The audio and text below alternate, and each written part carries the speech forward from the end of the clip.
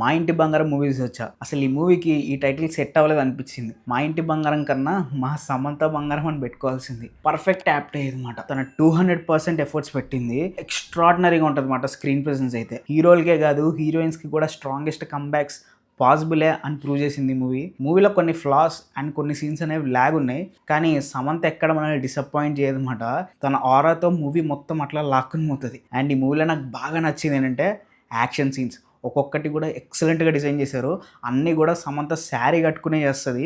అవైతే ఎక్స్ట్రాడినరీ మాట. నాకు చాలా బాగా నచ్చాయి. వాటి ప్రజెంటేషన్ కానీ ఆ యాక్షన్ కొరియోగ్రఫీ కానీ చాలా బాగుంది మాట. మూవీలో ఫస్ట్ హాఫ్ అయితే చాలా ఎక్సలెంట్గా ఉంది. ఫ్యామిలీతో ఎమోషన్స్, బాండింగ్స్ అండ్ శ్రీముఖికి సమంతకి మధ్య వచ్చే చిన్న క్యూట్ క్లాష్ అదంతా కూడా పర్ఫెక్ట్గా ఉంది. చాలా బాగుందన్నమాట. 1 సెకండ్ కూడా బోర్ కొట్టదు. మంచిగా నవ్విస్తారు, ఎంటర్టైన్ చేస్తారు. ప్రాబ్లం అంతా ఎక్కడొస్తుందంటే సెకండ్ హాఫ్. అసలు ఆ విలన్ని ఎలా తీసుకున్నారు, ఎందుకు తీసుకున్నారో నాకు తెలీదు. మనోడు స్క్రీన్ మీదకి వచ్చినంతసేపు అది ఒక ల్యాగ్లా అనిపిస్తూ ఉంటుంది. డైలాగ్ డెలివరీ కూడా అలాగే ఉంటుంది అనమాట.